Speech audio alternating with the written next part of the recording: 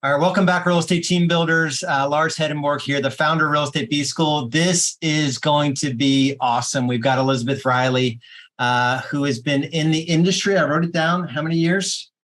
17. 17 years in the industry, which means you've been through at least one super crappy market. You're in Austin, Texas, and now you're physically in Park City, which is your happy place. Kind of tell us a little bit, your business is like 100% referrals. You don't believe in buying leads. So tell us a little bit about your background, how you got into real estate, and then we'll kind of like unpack your superpower in terms of just generating referral business. Love it. Yeah, absolutely. And thanks for having me. This is so fun to have conversations like this. And that's why I love this industry, because there's so many ways to build a business. And you just have to figure out what your vibe is and what your passion is and follow that. So like you said, I'm Elizabeth Riley. I'm out of Austin, Texas. I actually got started in real estate a little over 17 years ago in Atlanta, Georgia. My husband and I were investors. We lived there because of he was a corporate guy. And so we were transferred out to Atlanta, Georgia. And I got my license because my CPA told me I had to. And I had no interest in real estate at all. I was doing some really cool stuff, working on events and marketing, and I was working on the Greece Olympics. And so real estate was not really in my plan.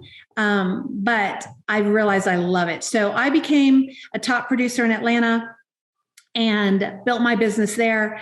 And then in 2008, if you remember 2008, or most people, we were transferred to Austin, Texas with my husband's company. So the market had really crashed in Atlanta. When I left there, we were doing a lot of short sales and foreclosures, not fun at all for so many people. But when I moved to Austin, Texas, I didn't know anybody. And I was going to get into real estate. And everybody that I did meet or come across said I was crazy. They said, "Do you know how bad of a market this is?" I'm like, no. I just came from a bad market.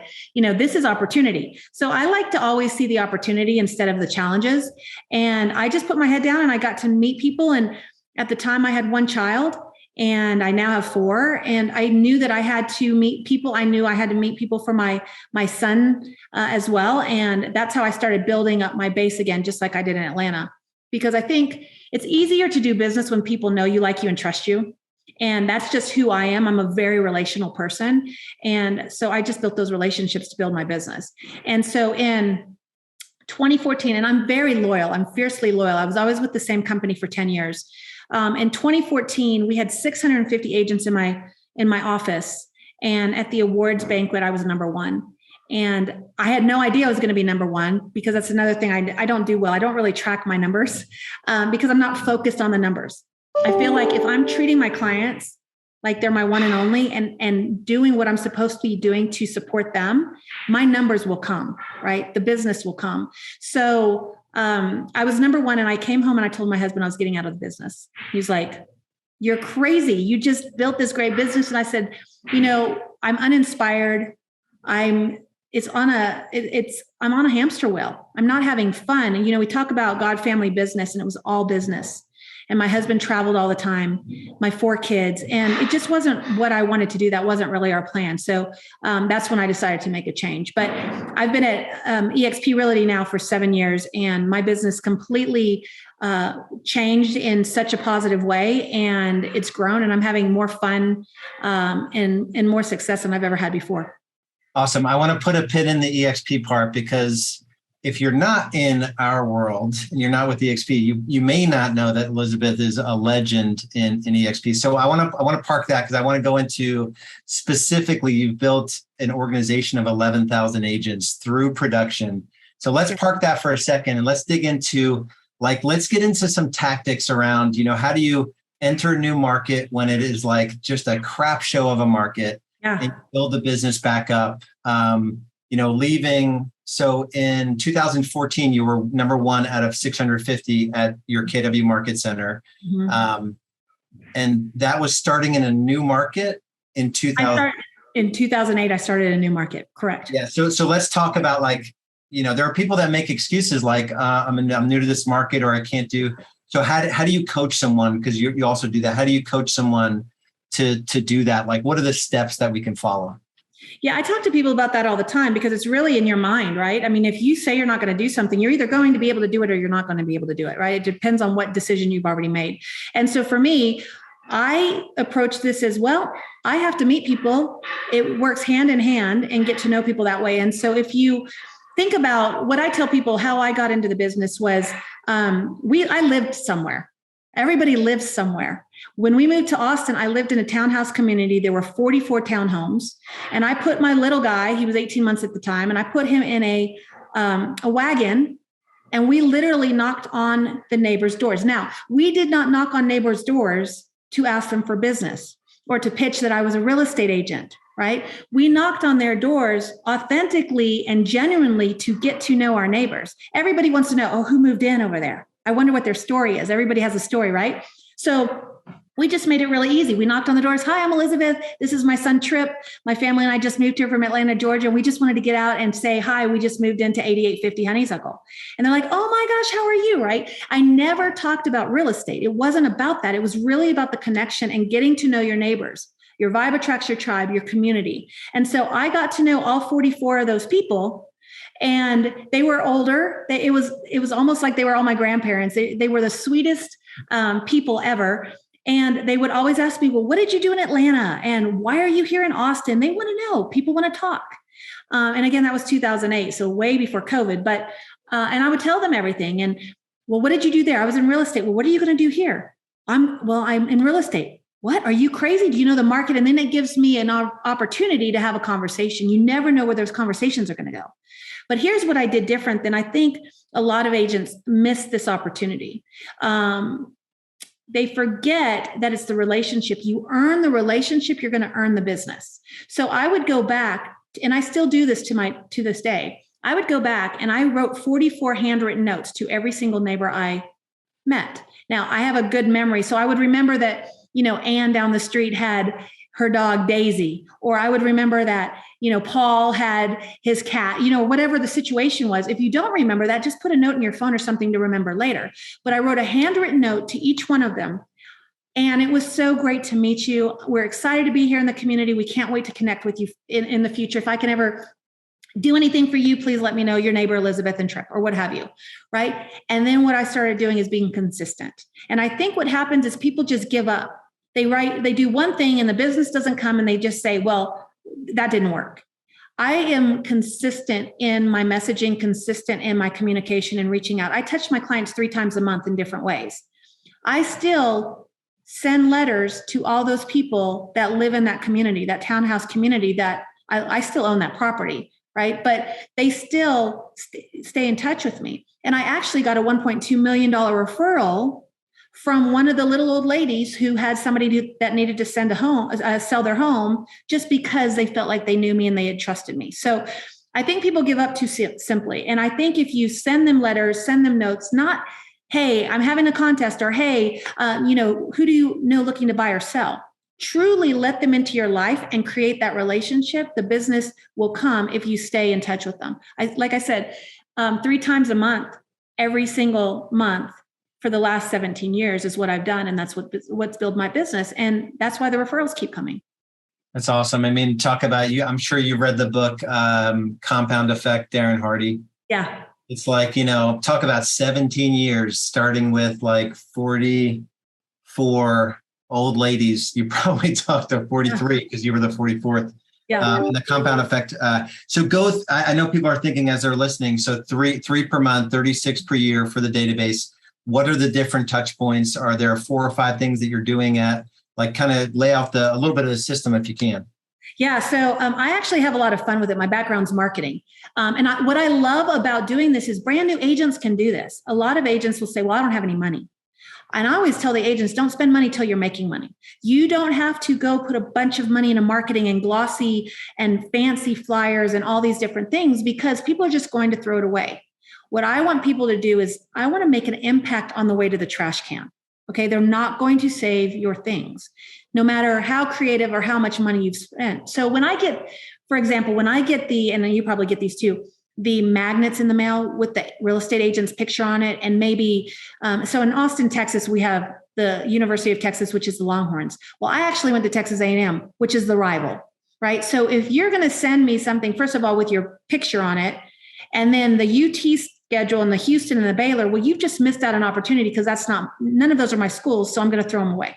right? So you don't have to spend a lot of money because most of those things get thrown away. You can be pretty strategic and intentional with your budget. And I don't spend a lot of money on things. There are certain things I do, but I also know that it's going to be in the trash can. So first thing, if you're a brand new agent or you're a newer agent, or you're in a new market, I wrote a letter to everybody. Hey, I just got my license. I'm super excited. Here's a little bit about me, but it's all to the people I know.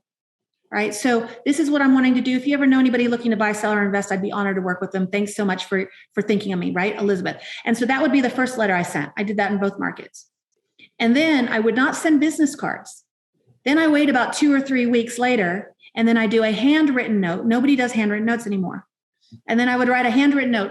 Hey, John, I hope that you saw my letter the other day. Things are going great. And talk about the market if you want. Talk about the rates. Like right now, it's opportunity.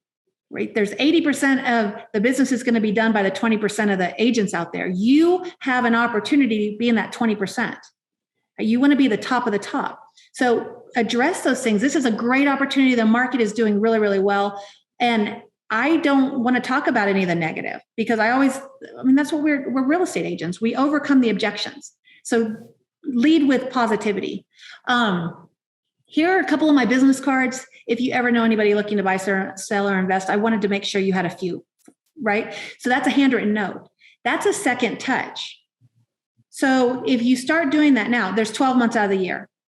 Every December, I make a list on a Word document. It's not fancy. January through December. Okay, January, I'm going to do this direct mail. February, I'm going to do this. March, April, May, all the way down. The second one is usually a newsletter, electronic newsletter. I am getting away from that a little bit just because everybody's bombarded with emails.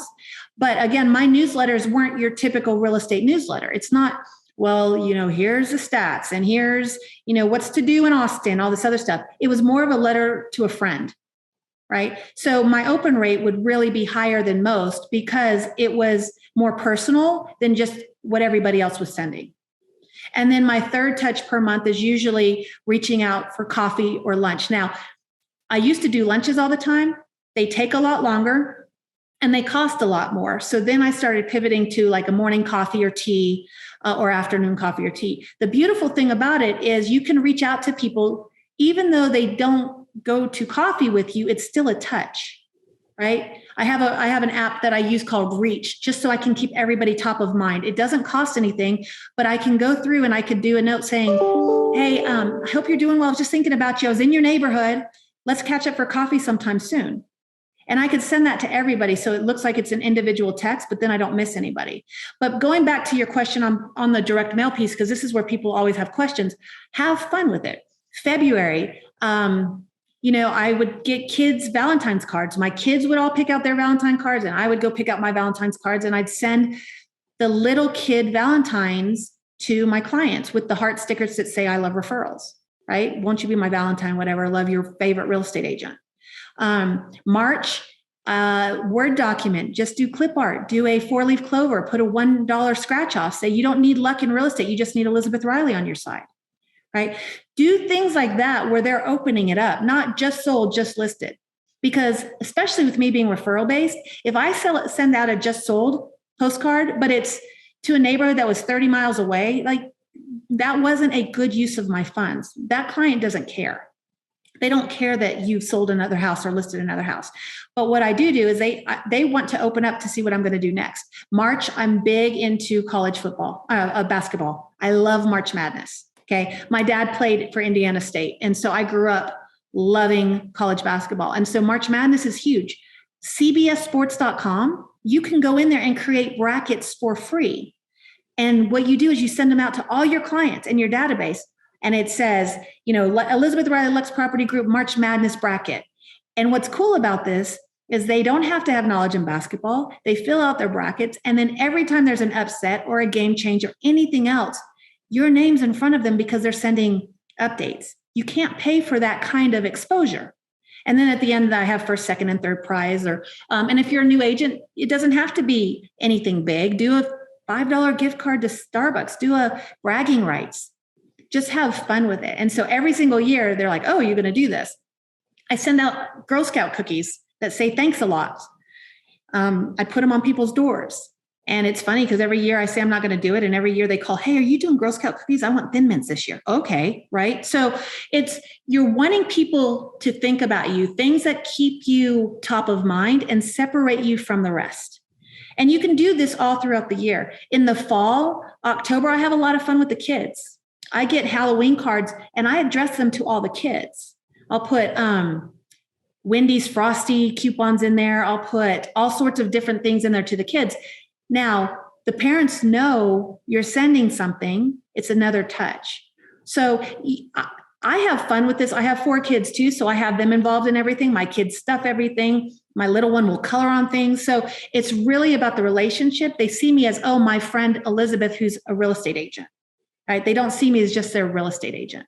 And so my relationships go way before the transaction and way after the transaction. And I've become the mayor or a human Rolodex, if you will, because they know they can come to me no matter what. And I have resources, I have connections, I have contacts. And if I don't have them, they know I can find them and it'll be a trusted source. So you don't want to be just a real estate agent for one transaction. You're really trying to earn the relationship so you can earn the business indefinitely. Awesome. So I have a question on like actually building the database. So you're new to Austin. Mm-hmm. Your database, it still has, you're probably still working that old database from Atlanta. Yeah, from Atlanta. Yep. But how do you, are you like in Top Producer and you're like adding contacts in there, or whatever database you use, and like you're constantly have a goal of how many contacts can I add, new? Do you have any kind of goals like that, or is it just totally organic? Mine's organic. And that's why Glenn Sanford always laughed at me. He's like, you've got to know your numbers. I was like, if I'm following my numbers, I'm not having fun, right? And that's just me. I like just focusing on the person at the time. And I'm not setting these goals where I have to touch 10 people or 3. I need to add 30 people to my database. First of all, the best database is the one you're going to use. So for me, it was an Excel spreadsheet for years. That's all I used. I tried Top Producer. I tried Wise Agent. I tried all these other ones, but to me, I wasn't using it like it needed to be used. I just needed it to where I can put everybody in there. I could export labels and go on my merry way. Now I'm using, and this isn't really a database, but for me, I'm very, very visual. So I use Trello. I have everybody on Trello boards. I have my clients on Trello boards. And so if they're my buyers or my sellers, where the referral came from and things like that. But I treat everybody in my database the same, whether you ever did a deal with me or not. If you're in my database, it's because I have a relationship with you of some sort. Like it could be my kid's soccer team. It doesn't matter. So I don't treat, just because you bought a house with me, I don't treat you any different than somebody down the street that hasn't. I do everybody the same. I send everything the same to each person. And because I've had people refer me business that I've never done deals with, but they just trusted me and they send me to their friends. So I don't want to ever exclude an opportunity. Awesome. So transition a little bit. So 2014, you're number one out of 650 agents, which is so awesome. Then you come over to EXP, which it wasn't what it is today, right? You were for sure blazing a trail. I talk to people now, I'm like, you are not blazing a trail by coming over to EXP at like 83,000 agents, but they think they are. Yeah. So talk a little bit about, your goal was, this icon program and earning stock, and, so you're coming up on your 8th year of that. And then transition a little bit into like, you're not recruiting, you're just kind of you're taking that same personality, your heart for people, I imagine, and you're just 11,000 people. Like people may not actually understand that. I understand it because I look up to someone like Elizabeth. I'm like, maybe one day I'll never catch her technically, probably. But talk about like how that translated, like, what is the Icon program? Why were you so excited about it? And then how'd you build this tribe? How'd you say it? Your vibe attracts your tribe, which is, I've never heard that before, which is so cool. So talk a little bit about the transition, the Icon program, and then how you built this sort of tribe at EXP. Yeah, sure. So when I told my husband I was getting out of the business, he said, start your own brokerage. And I said, I don't want to start my own brokerage. I don't want to be boss. I don't want to be responsible for somebody not having transactions. I want to be more like a team, and I want to collaborate with people, and I want to inspire just as I'm being inspired. And my husband, I'll never forget it. He said, real estate's not a team sport. And I said, I think it's a little bit different though. And he didn't understand because he came from corporate America. And so my Atlanta group, so I was at Keller Williams for 10 years, so blessed that I was at that company. That company got me to where I needed to be. And I am so grateful for Keller Williams. My sponsor at Keller Williams, he went over, and a number of the people that I knew, they all went over to this little company called EXP. And he had talked to me about it because I was licensed in Georgia and Texas, but I couldn't. At EXP, you could be licensed in 2 states or more under one cap, but I couldn't do that at KW. So I was like, I have to let my license go in Georgia and really focus on Texas. And so he told me, they said, we are going over to this company called EXP. I was like, okay, you have fun. I'm heads down. I'm focused on this. I completely dismissed it. Right. And that's when stock was like 10 cents, by the way. But about a year later, when I was feeling uninspired and burned out, they said, you know what? We could all work together again. We could all collaborate. We could do some really cool things. Will you meet with somebody for us? And it's just like, Lars, if you said, will you meet with somebody? I would say, absolutely. You don't ask questions, right? There are certain people that you just don't ask questions. You're like, absolutely, I'll meet with whomever. And I didn't know really who I was meeting with. And so Glenn Sanford came into town. And now at the time, his company had 400 agents nationally. Okay. So if you think about what EXP was then versus my market center, Glenn Sanford was a very different person than now. As a person, he's still the most humble, generous, gracious person ever. On paper, and what he's built is very, very different, right? So he came into town to meet with me, and he's talking to me about the company and revenue share and all this stuff. And then he starts talking to me about stock. And I said, that's what I want to talk about. Because he talked about revenue share, and I told Glenn Sanford I wasn't interested in rev share. Okay. I've changed my tune. However, I didn't understand it really. I didn't understand his vision that like we do now. But he started talking about an agent built company built by agents for agents and celebrating the producers. Now, no other real estate company really celebrated the producers. They do with trophies and paper awards and things like that. And I got a baseball cap from Keller Williams every year that said Capper. No lie. That's not going to pay my mortgage. That's not going to put my kids through school. That's not going to help me retire. And at KW, I was doing fine in profit share, but it barely covered what my cap was. So I didn't really understand what that could look like. But when Glenn starts talking about stock awards, and then he showed me the trends report from Stefan Swanepoel, which I highly look up to Stefan Swanepoel. And in his trends report that year, it said, EXP Realty is one you haven't heard of. It's the one to watch. It's the Amazon.com of real estate. I was like, And that's when, we go back to opportunity. When I moved into Austin, I was like, no, there's opportunity. That's when myself was saying, okay, what if I did this? What if it did anything like Amazon? If I had known about Amazon way back when, I would have absolutely got involved somehow. I would have bought stock. I don't care what it was. And how fun could that be to build something together, right? I'm bored. Like, what could we do together? And then, of course, you've got the other side of, well, what if it doesn't work? What if it fails? What if it's, a complete failure? Well, I can go back anywhere I want to go or build my own business again, my brokerage, and because everybody wants the producers. So I came on board. I'm agent 466. And I believe in seeking wise counsel. And so I went to talk to my old team leader who was in retirement at the time. And I said, I need you to tell me I'm crazy. Because I talked to a number of agents that were going to come with me, right? People join people. I truly believe that. I was joining because of Glenn Sanford. I believed in his vision. And then I met with Jason Gessing, and I'm like, oh my gosh, I believe in this leadership. And those two people are two that I look up to today, and I always will. But I seek wise counsel, and I needed somebody to tell me I was crazy and to look at something from the outside and ask the questions and poke holes in the way that I didn't know what to do, because I'd only been at one company and I was an independent agent. So my old team leader and I met for 5 months. And one day he told me, I'm coming out of retirement. We're going to do this together. And I'm like, what? And that was Gene Frederick. And so all of a sudden it was people that I respected and I regarded, and I was having fun again. And we were building something together. And that's how we grew. Now, I was focused on the transactional side, though. I was focused on the Icon Award.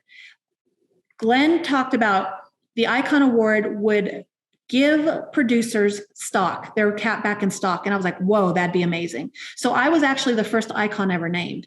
The really cool thing about it though is, remember I was at number one out of 650 agents and I was burned out and I was like dying on the vine. The first full year I was at EXP, I was at the awards ceremony. And I knew I was getting my icon award, which was a huge deal, but they were talking about production and numbers, and all of a sudden they said, okay, the number one independent agent. Now at this time we had 2,000 agents. And they said the number one independent agent in EXP is Elizabeth Riley. And I'm clapping and somebody pokes me on the shoulder and they're like, they just called your name. I'm like, what are you talking about? I was so confused. I'm like, how could that be me? Because I was dying before. 650 to 2,000 is a huge jump. And I remember going on stage and Glenn was laughing. He was like, see, I told you should know your numbers. And I'm like, well, this is actually more fun.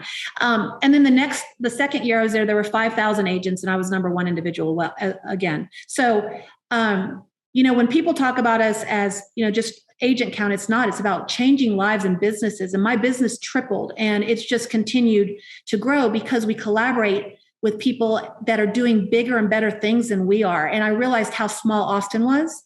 And I realized that when I collaborate with, like Doug and Chuck out of Beverly Hills, who really understand luxury in a different way than Austin understands luxury, I can learn from them because number one, we're not competition. Number two, most people don't do what you tell them to do anyway. And number three, if I win, we all win because we're all owners of this company. And so it allowed me to completely change what my business looked like by collaborating with all these amazing agents all around the country and doing things differently than I'm learning in my market or seeing in my market. So that's how the EXP piece came to be. And that was, I just hit 7 years in May. Awesome. I can do the math on what those initial awards, those were like lottery, like jackpot, right? 60 cents when I joined. Stock was 60 cents when I joined. And yeah. And then what's really cool is I've never touched my stock, knock on wood, or in my icon stock. So I have 7 icon awards. A lot of those awards were before it split. So it's been pretty amazing that I actually have ownership in this company and the company wants to hear from us as leaders. And we're able to truly make a difference instead of having to kind of be in the corporate structure from other models. Not that they're wrong, they're just different. Let me get your brief perspective and then we'll wrap it up. For someone that's, looking at EXP, everyone's heard of EXP at this point. There's only like less than a handful of reasons why people don't join. I would say the biggest reason is like everyone's just coming at them. Like you said, there's no relationship and people are coming at you. What advice would you give for someone that's looking at EXP, for someone you're not like that. You're not all about the deal. I'm actually wired a little bit more that way. So I love this conversation, but how do you go about building this, massive tribe when that wasn't even like, that was a byproduct of who you were, so attraction through production. So end on that, like the myth that we're all a bunch of recruiters, right? Yeah. Touch on that a little bit. So it's interesting because only 12% at this time is about of the company even has even one person in their downline. And so I just think the narrative, we're allowing other people to tell our story. And I think it's much easier to convince people what we're about when you show them rather than tell them. And a lot of people, I call it EXPing, or, it's like we all get super excited about it. But the reality is we're not a fit for everybody and not everybody's a fit for us. And it's just like a listing. I mean, you go into a listing, you're going to sit there. Every seller is going to be different. Their needs, their goals, their dreams, their challenges, everything's going to be different. If I just go in there with the same listing presentation for every single person, I'm not going to get those listings. But when I go in there and I don't have a book and I don't have an agenda and I sit there and I ask you, Lars, what are you looking for? What's important to you? Asking the right questions and really getting into what the pebble in their shoe is, it's the same thing as on attraction, right? I could, just like Glenn, he was talking to me about rev share. I'm not interested in rev share, right? If people start talking about rev share, first of all, most people don't understand rev share. Most people in our industry don't understand stock, right? I mean, we weren't ever given stock. So if you start going in and talking about stock and rev share, you're going to lose them. But if you go in and talk about how you can help them change their business, how they can create time freedom and financial freedom in what's important to them. Ask the questions, let them talk. We talk too much. We go in there and we have all the solutions. I think we talk too much. We need to listen more. And that's how I treat each of my agents on my front line, for sure, like they're my one and only. I want to be there. I'm responsible for them. I'm resourceful. I'm there to help them build and grow. And every single one of them have different goals. But you're right. I mean, if somebody thinks, well, EXP is not for me, then they haven't really taken the time to learn who we are, or talk to the right people, or ask the right questions. Because we're an amazing company and filled with amazing people. Yeah, I feel like that. I probably have EXP'd on more than my fair share. Oh, we all have. We get excited. I know. But for so many years now, I'm just like, I'm in and I'm like, can you believe this? It's like, yeah, we've been here for a while. Like we get it. We get it. But you and I have the gift of hindsight, right? We can look back and kind of see where we've been and where we've come. And I mentioned this earlier. I went to Texas A&M. And we had a saying at Texas A&M, because everybody always says, well, Texas A&M is a cult. They don't understand our culture. It's a really cool school with tons of tradition, super, super tight. The A&M connection outside of college, I mean, if I walked outside now and there's an Aggie, I mean, we're friends for life. It's amazing. So we had a saying there, and I'll end with this, but from the outside looking in, you can't understand it. And from the inside looking out, you can't explain it. And that's EXP. Once people are in our culture and in our world, they get so excited and they're like, oh my gosh, now I see, now I understand what you were trying to tell me. And again, I can't tell them. If I show them, it sticks with them a lot more. Awesome. Amazing. What a awesome story. And just in this little time, I mean, just to see your heart and how you operate, there's no doubt why you're so successful. So I appreciate your time, Elizabeth. Thanks for having me. Much love to everyone listening. You know, the overall markets are going crazy, but like Elizabeth said, guard your mind, guard your heart, and just stay focused on the very few activities that you can control. So we'll talk to you guys soon. Thanks again, Elizabeth. Thank you so much.